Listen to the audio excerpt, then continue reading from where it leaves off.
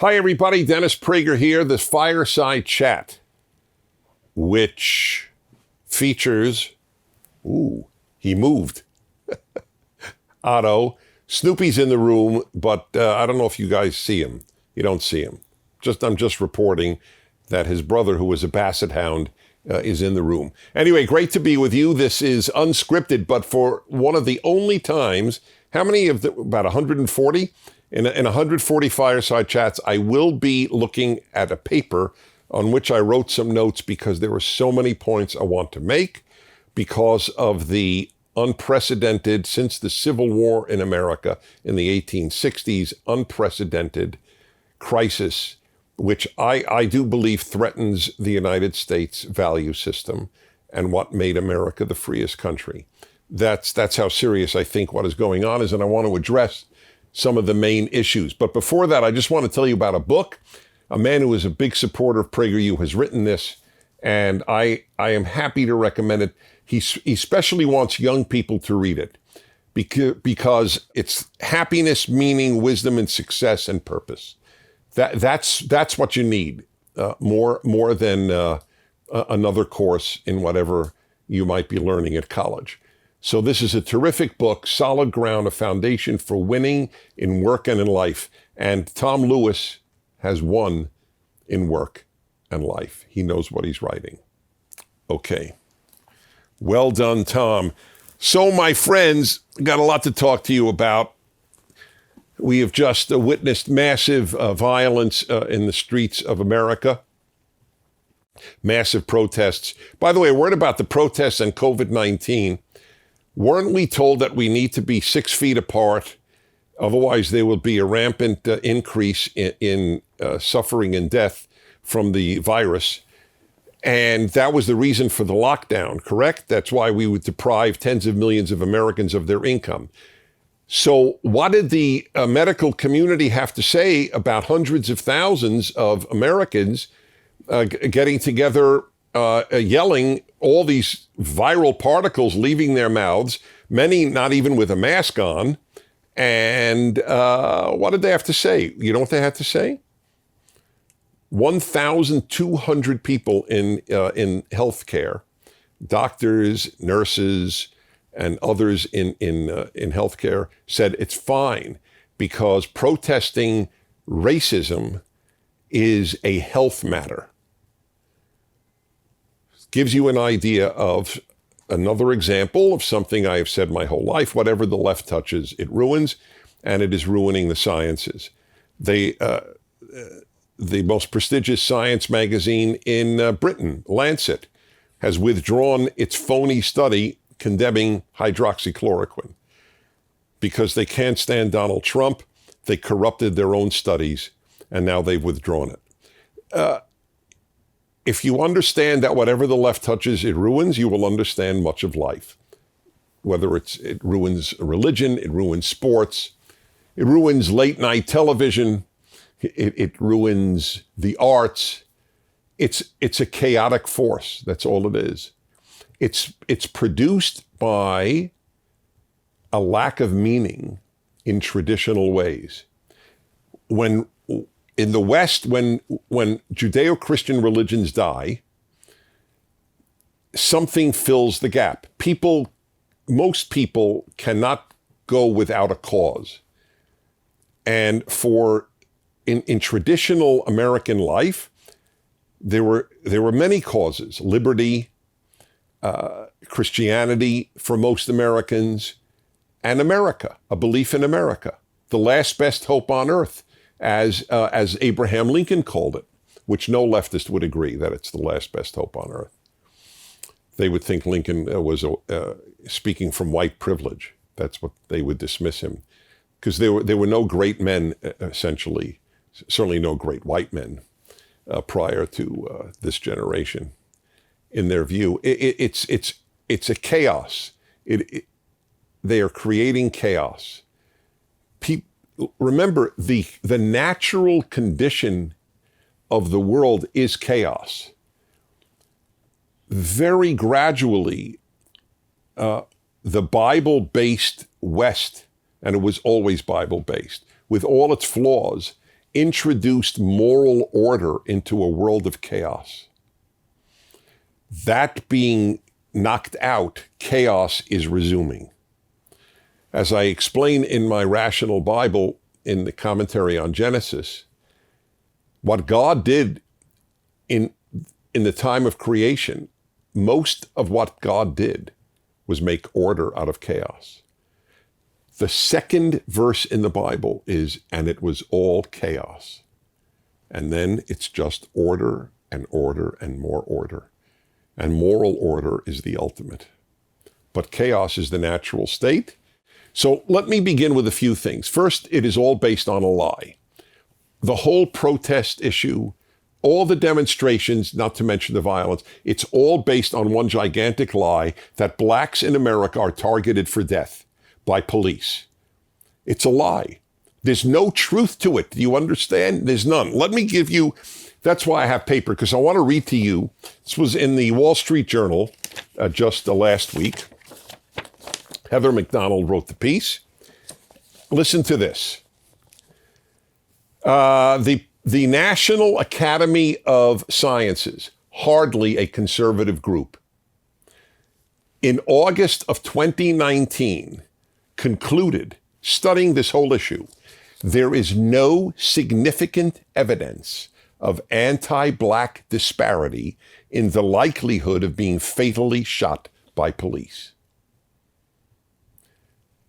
Every one of these demonstrations is a lie. It is based on a lie. People are demonstrating for a demonstrable, statistical, factual lie. Shame on all of them for believing it.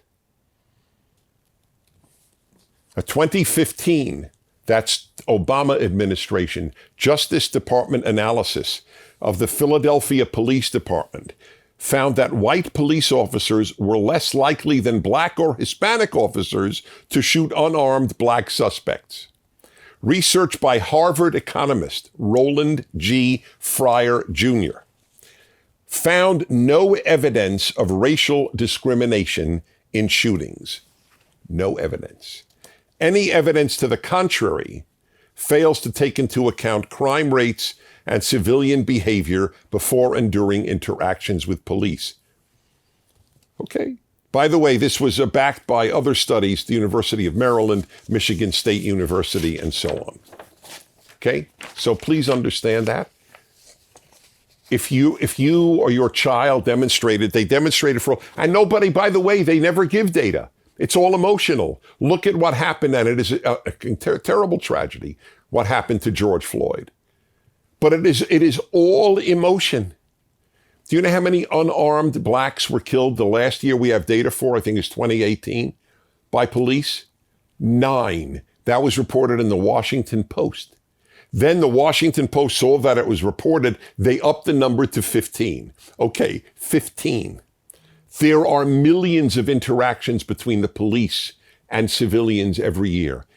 And by the way, there were twice as many whites, unarmed whites, who were shot shot to death than unarmed blacks. It almost never happens.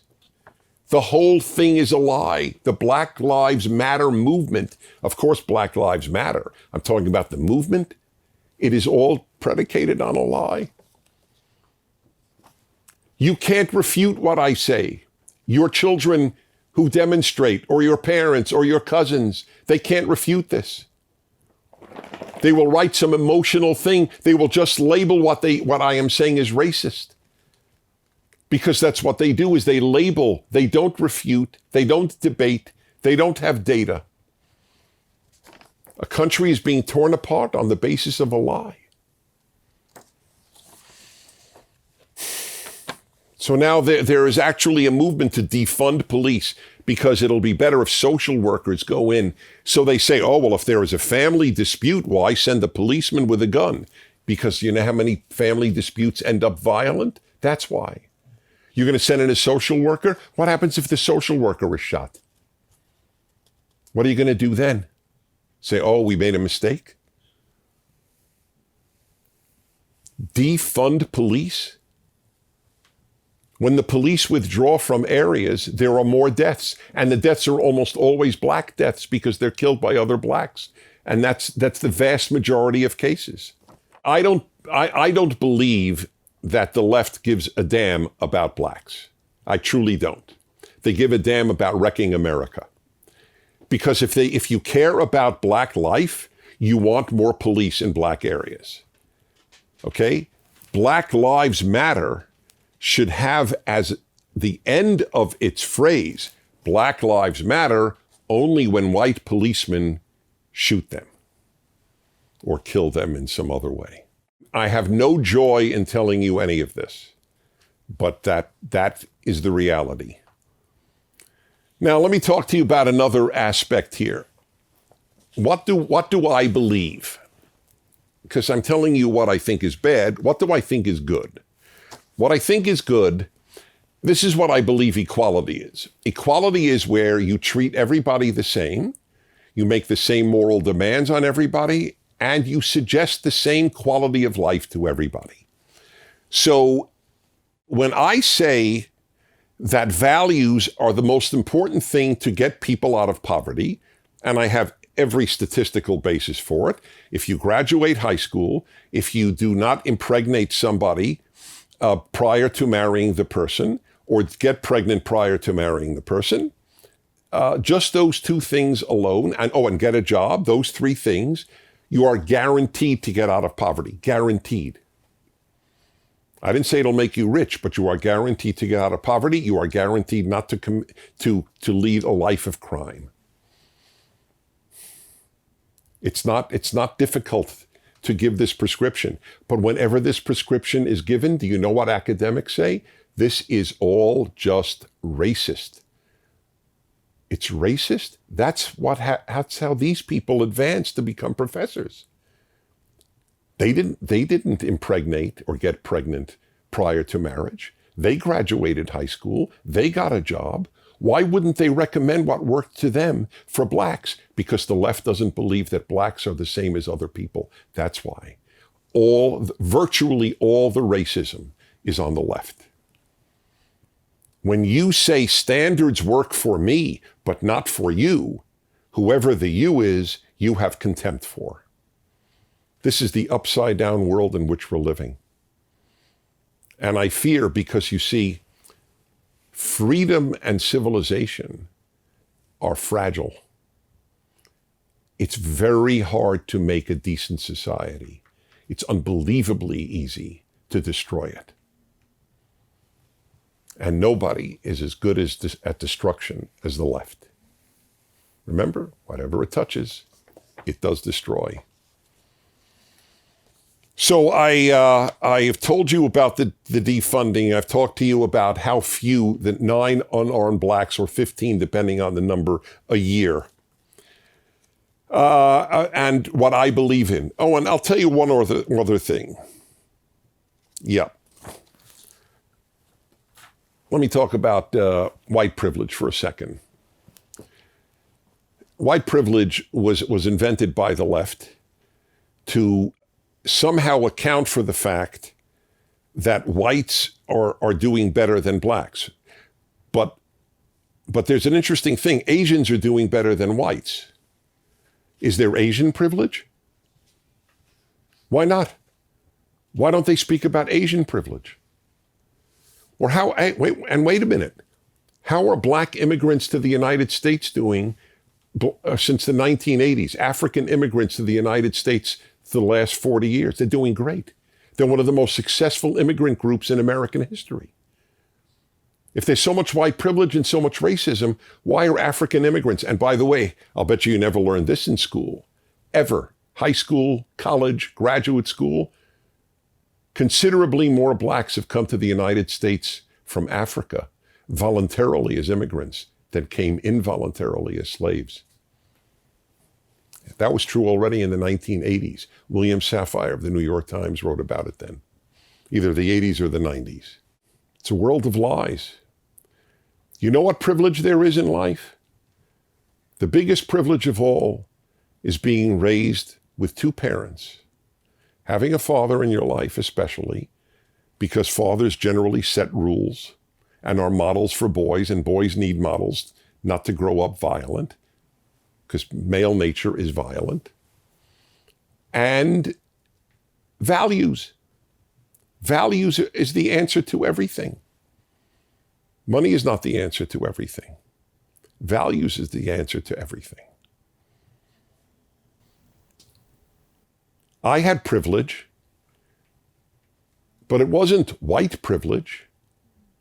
I had the privilege of being raised by a father and a mother.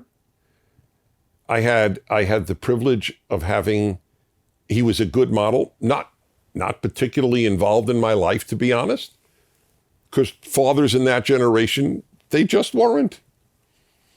But he was a great model. He was a model of a man who took care of a family, who went and did a job every day, who didn't get drunk. He was a good model. It served me. I wanted to be a good model to my boys. I hope I've been. That's the advantage that you get. And my boys came from a divorced home. I was divorced. I fully acknowledge it. But I didn't leave their life. They still had the father in their life. That's important. What is wrong with anything I said? What is even related to race in what I said? Nothing. And now we're told that if you say you don't see race, you just see people, that's racist? Do you know how upside down that world is? So the thing that I see that's most important about you is what color you are. It's the antithesis of the liberal, forget conservative, of the liberal values I grew up with. The ones, in fact, that were taught by Martin Luther King Jr., right? It's the content of a man's character, not the color of the skin by which we should be judged. Why is that dismissed by the left as hokum? Or taking out of context? No, that's the exact context. That's it. This country could be destroyed. As a Jew, and I very rarely say this, as a Jew, I am particularly aware of how fragile civilization is. The most advanced society in Europe created the Holocaust.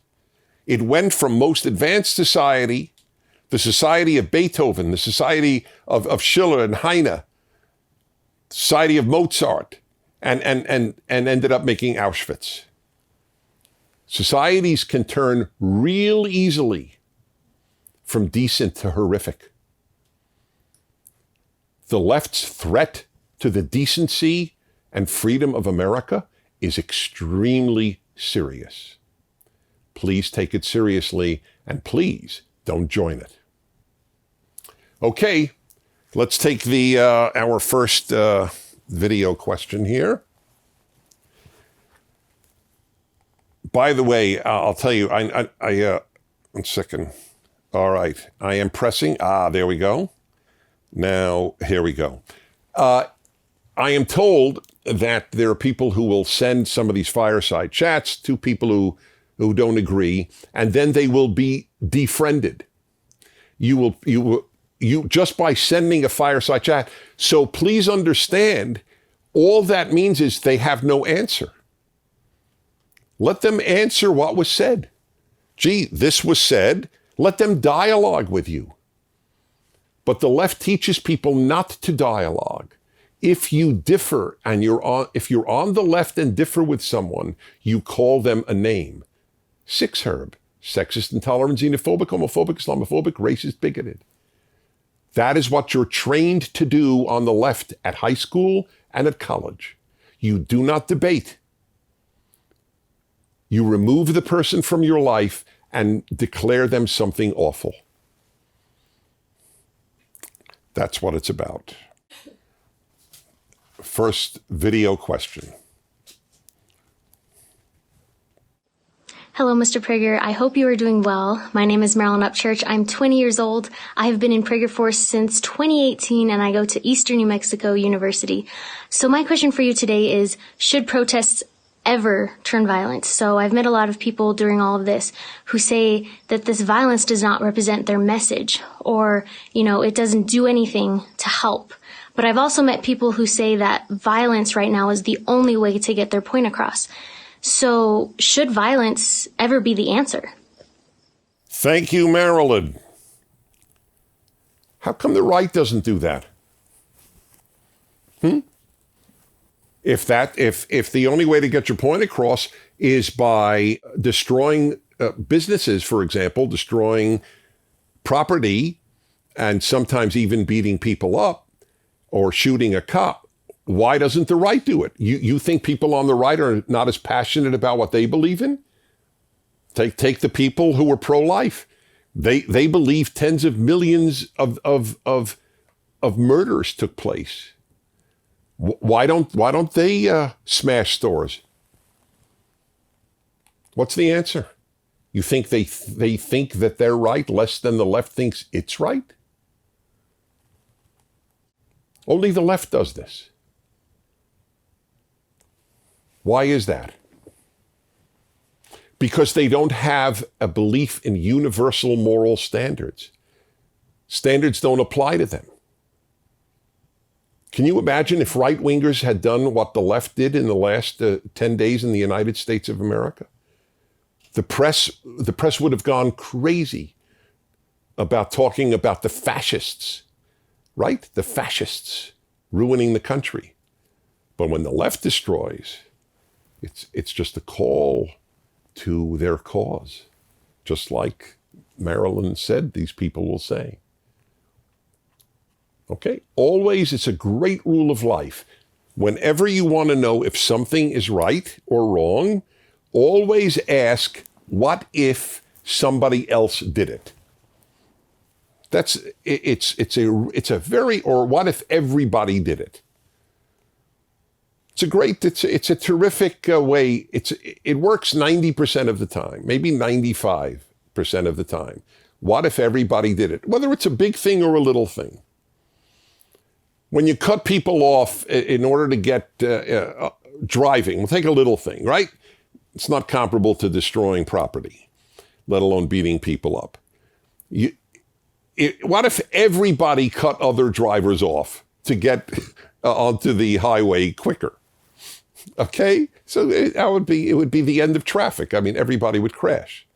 So it's wrong to cut people off because you're making up a new rule for you. The left makes up a new rule for itself. We condemn and the irony is it's based on a lie to begin with. Blacks are not targeted for police death or any other death. They're not targeted for death. If they die more in violence because of the lack of values in the black murderers who were murdering them. It's why I believe in values. How many murderers, white or black, attend church every week? What percent? 1, 0? With all the recommendations, you know where I see the best black-white relations, by the way? Where there is zero awareness of race? When I go and speak to black Christian groups, Christian groups, filled with whites, Hispanics, blacks, because they're all united by God, and in their cases, Christ. And I'm a Jew telling you this, but I speak a lot to Christian groups. The white minister doesn't give a damn if the black minister is black, and the black minister doesn't give a damn if the white minister is white, because they're both Christian. So there's something infinitely more important than color to both of them. That's right. That's the best answer.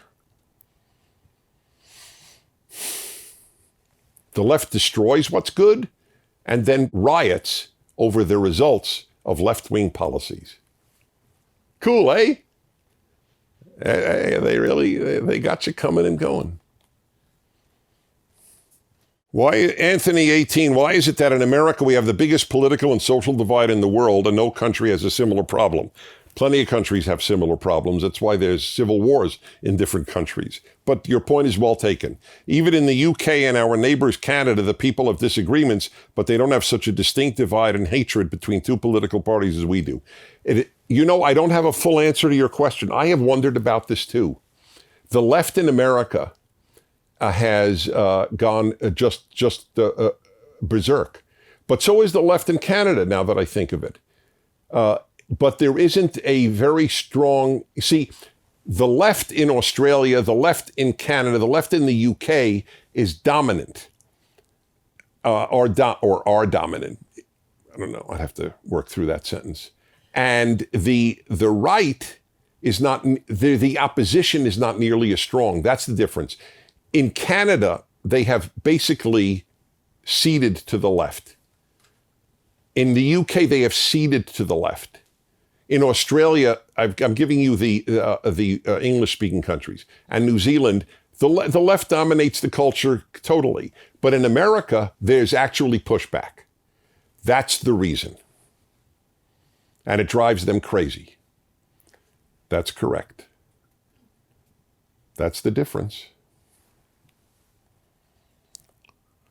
Okay. Let's see here. Yael, 18, California. How do I respond to the dozens of Jewish teenagers in my DMs who are protesting in rallies and who are trying to accuse me of betraying the Jewish people and our minority allies? I don't even know what that means, minority allies, since Black Lives Matter has a particularly anti-Israel stance. But in any event, and which is remarkable because of all the countries in the world, they've isolated Israel for attack. Aside from the United States. Why Jews have bought leftism? It's a very complex question, but in a nutshell, when Jews leave Judaism, they keep the idea of repairing the world and they attach it to other isms. By the way, repairing the world, tikkun olam, which is the phrase that Jews who don't even know Hebrew know, it's used in the Jewish liturgy, to the best of my knowledge, once, and that's not the phrase. It's l'taken olam b'malchut Shaddai. It's to repair the world under God's kingdom. You can't repair the world without God and Torah from the Jewish perspective. That's what they're trying to do. And guess what? It doesn't work. Makes things worse. They're brainwashed. They're demonstrating about a lie. That's it in a nutshell. I can't wait to go back to Fireside Chats to talk about life and happiness and meaning and all these other great things. But I'm telling you, just remember, freedom and order even, and a decent society, they're fragile. But I will fight to keep America free and good with all its flaws. It has to be flawed. It's composed of people. People are flawed. I'm Dennis Prager. I'll see you next week.